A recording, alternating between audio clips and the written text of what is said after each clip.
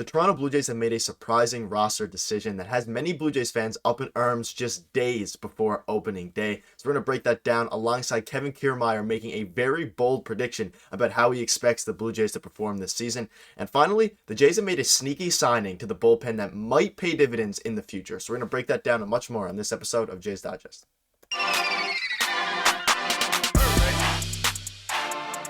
What's up, Jays fans? Nick Gosse here, host of Jays Digest. And before we do get into the video, make sure to hit the subscribe button. It means a lot as we are just 2 days away from opening day this Thursday. We're super excited. Me and Peter are going to have tons of content coming for you guys. So make sure to hit the subscribe button if you're excited for the daily streams, daily videos, and all the content coming.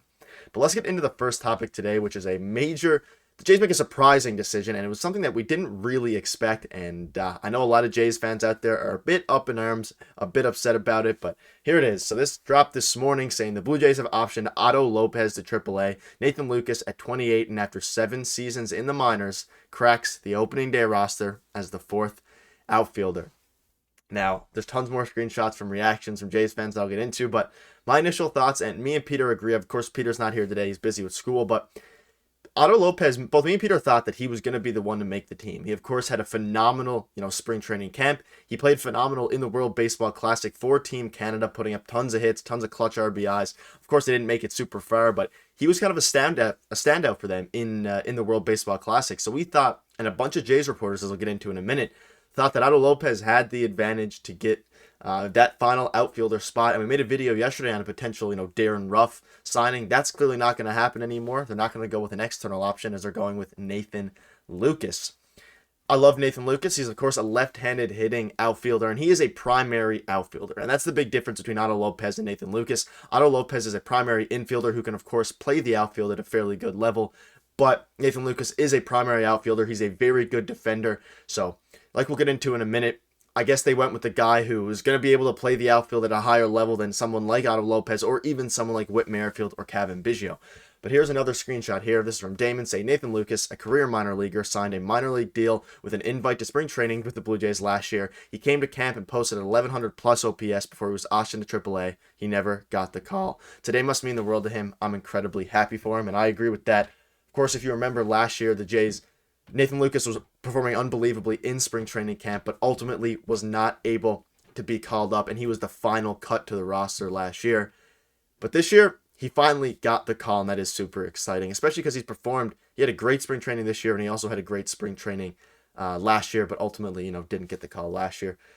But another screenshot here for you. Here is the starting, I'm just going to go through the starting rotation and the starting lineup. So the roster is fully in set now that Nathan Lucas has made the roster, and you have our starting lineup of Alek Manoah, Kevin Gausman, Chris Bassett, Jose Barrios, Yusei Kikuchi, with the relief pitchers being Jordan Romano, Jimmy Garcia, Eric Swanson, Tim Meza, Anthony Bass, Adam Simber, Trevor Richards, and Zach Pop. And then we of course have the hitting lineup here going with Danny Jansen, Alejandro Kirk, infielders being Vlad, Belt, Espinal, Bo Bichette, Matt Chapman. And here it is, the outfielders being George Springer, Dalton Varsho, Kevin Kiermaier, Nathan Lucas, with Whit Merrifield and Cavan Biggio as the utility guys. And Whit Merrifield is most likely going to be our starting second baseman. But overall, it was a bit of a shock this morning. We all thought Otto Lopez was going to get the call, but ultimately it was Nathan Lucas, and I'm excited to see what he can do. And Otto Lopez is, of course, much younger. So him getting a lot of reps in in the minor leagues makes a lot of sense in AAA. He'll be playing every day as opposed to Nathan Lucas, who's 28 years old, is more fit for maybe a 4th outfielder spot where he's playing a little bit less simply because, of course, he's with the major league team. And he's not really a prospect at this point. He's more of an older guy. So overall, let us know what your thoughts are in the comments below. And an interesting decision. And I'm excited to see what Nathan Lucas can do with the team. But let's get into the second topic now, which is Kevin Kiermaier makes a very bold prediction about the Blue Jays' upcoming season. Now, I believe he had an interview today.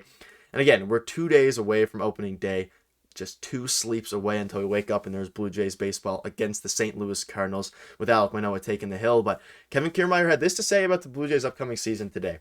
The Blue Jays have never had a 100-win season. Could this year be it? Tim and Friends tweeted. And he said, quote, knowing this group, 100 wins is very attainable. And if you want a further explanation on the quote, here it is from the Toronto Sun. Ahead of his first opening day with Toronto, Kevin Kiermaier said the Blue Jays have the potential to not only win the AL East, but dominate with a 100-win season.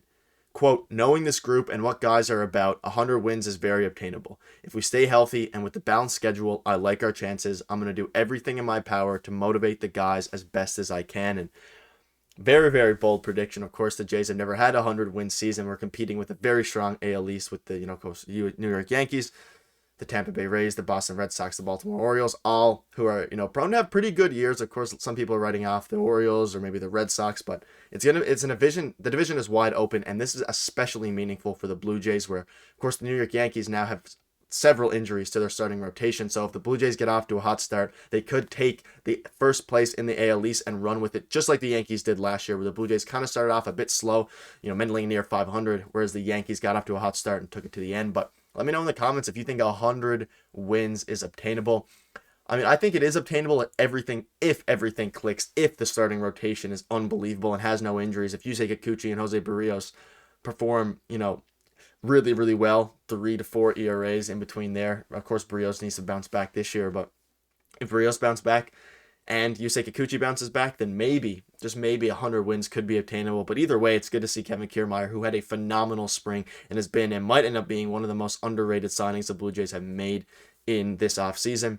He's been nothing but, professional, and it's great to have him on the team, and his vibes are very, very good. And the vibes are very good for the team right now, and it's super, super exciting. Again, just days away from opening day. The wait is finally almost over. But again, let me know in the comments if you think that 100 wins is attainable, or if you think that is a bit bold from Kevin Kiermaier, because personally, we had our predictions in one of our pregame, live streams there the other day, and we're thinking around 94 to 98 wins for the Blue Jays if everything goes very well. But who knows? Maybe they could sneak out another 2 wins and hit the 100-win mark. But like Peter said in his live stream, it's going to be a very special season for the Jays. It feels like a very special season, and maybe, just maybe, they hit that triple-digit win mark, which they have yet to do.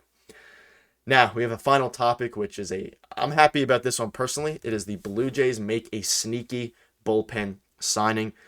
Now, if you guys have noticed in the past couple days or about a week ago, Jay Jackson, who was with the Jays throughout spring and he was doing very, very well, did get sent down or got released because he wanted to get released. But some news came out that the Blue Jays and free agent reliever Jay Jackson are in agreement on a split contract per source. The deal is pending a physical. A great under-the-radar move to retain Jay Jackson. It may not seem like it now, but Jackson could prove impactful down the road. Now, Jay Jackson, of course, appeared several times for the Blue Jays throughout the spring, as we've covered him on our channel here. And, of course, if you've watched spring training throughout the spring, then you would have seen him. Fastball between 94 to 96 miles per hour. Very, very good fastball. Has a lot of movement. He performed very, very well in spring. I don't believe he gave up a single earned run in his entire run. Maybe 1 or 2, but I'm pretty sure he had a 0 ERA throughout spring. And he did everything he could. And sometimes it's just a numbers game. So when he got sent down, me and Peter were a bit upset. But we understood that there are many other players out there and many other players in the bullpen who, I guess, were ahead of him. But it was good to see, like it says here, the Jays ended up picking him back up off the free agency wire, which is great to see because you cannot have enough depth in the minor leagues, especially in AAA. With Jay Jackson, he performed at the spring training against major league hitters. So if some injuries happen, or maybe he just continues to dominate in the minor leagues in AAA, he could get the call at some point throughout the season. But either way, of course, we have Junior Fernandez, Julian Fernandez. We signed those guys in the spring training, and we have tons of depth now, and our bullpen is looking very, very deep, as you can see here. As our relief pitchers are Jordan Romano, like Jimmy Garcia, our technically worst relief pitcher, or the lowest on the rankings. I don't want to say worse, would be Trevor Richards or Zach Pop, depending on how you evaluate those. I know a lot of you would pick Trevor Richards as the worst one, but he had a phenomenal spring as well after his initial outing. So the point is, our bullpen is very, very deep, and it was great to see us sign Jay Jackson back, because you can never have enough depth. And one quick final note, this is Jay Jackson tweeting today. He was super excited about the signing. Of course, Eric saying that the Jays have re-signed with the Blue Jays after looking highly impressive in 8 spring training outings. And Jay Jackson said, "I'm excited to be back. I really want to thank the front office, staff, and guys for the love they show me before and especially when I came back today. This team is special, and I'm proud to stand beside these guys." And this kind of just goes to show the culture that the Blue Jays have. We have guys wanting to sign. Tons of free agents are starting to sign with the Blue Jays. Of course, we had Kevin Gausman, George Springer, Hyun-Jin Ryu started it all. And there's tons of others as well. Of course, Chris Bassett this offseason, Kevin Kiermaier. So the culture is being established, and it was great to see Jay Jackson want to come back to Toronto, and the Blue Jays made him an offer, and maybe he'll make an impact throughout the regular season with the Blue Jays in the bullpen. And I could easily see it happening. Hopefully no injuries happen in the bullpen, but if some do, Jay Jackson, I'm sure, will be very, very high up on that call-up list in AAA. But that'll wrap up the video. Again, we're just 2 days away from opening day, so it's super, super exciting. Peter will be back for the next video or live stream. We might be having a live stream tomorrow previewing the season, but either way, thank you guys for watching. Make sure to hit the subscribe button. We're excited for the regular season. We'll see you guys in tomorrow's video or stream.